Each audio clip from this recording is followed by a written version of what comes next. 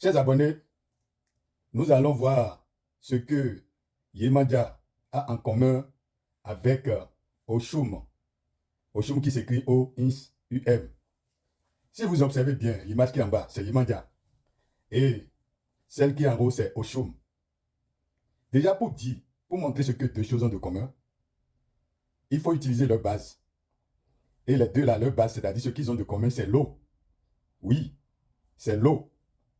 Et vous savez très bien que lorsque nous parlons de l'eau ici, nous parlons de l'eau de mer ou des océans qui sont associés à Yemanja. Yemanja, pour ceux qui sont nouveaux ici, c'est une énergie qui est propriétaire de la surface de la mer ou bien les propriétaires de la surface des océans. Donc, c'est une énergie liée à l'eau salée parce que la mer est salée. Maintenant, regardez, quand vous prenez l'image qui est en haut, qui est au Choum, c'est aussi de l'eau, mais de l'eau douce. Et quand nous parlons de l'eau douce, nous parlons de tout ce qui est rivière, étang, fleuve, lac, etc. Est-ce que vous voyez? Maintenant, la différence entre les deux, vous allez voir que l'eau douce, elle est discrète. Tandis que l'eau salée, quand vous prenez, nous avons ce qu'on appelle les mouvements ondulatoires des vagues. Ça veut dire quoi? La mer est tantôt calme, tantôt féroce. Tantôt calme, tantôt féroce. Donc, l'eau douce, elle est totalement discrète.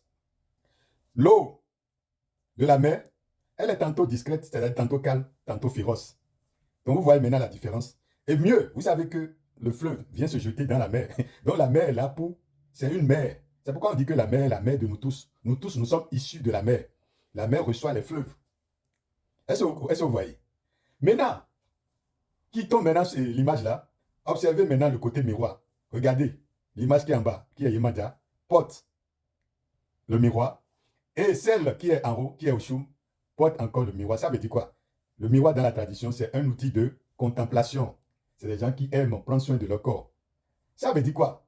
Ça veut dire que ce sont des personnes qui accordent une grande importance à l'opinion des autres, à ce que les autres disent sur eux.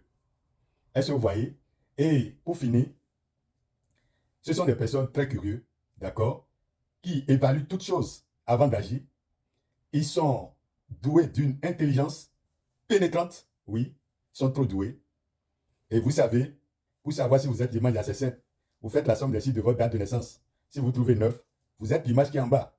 Si vous trouvez 5, vous êtes l'image qui est en haut, qui est au choum. Donc vous voyez, prochainement, nous allons voir le côté négatif et nous allons faire des vidéos pour montrer le lien qu'ils ont ensemble de ce côté-là.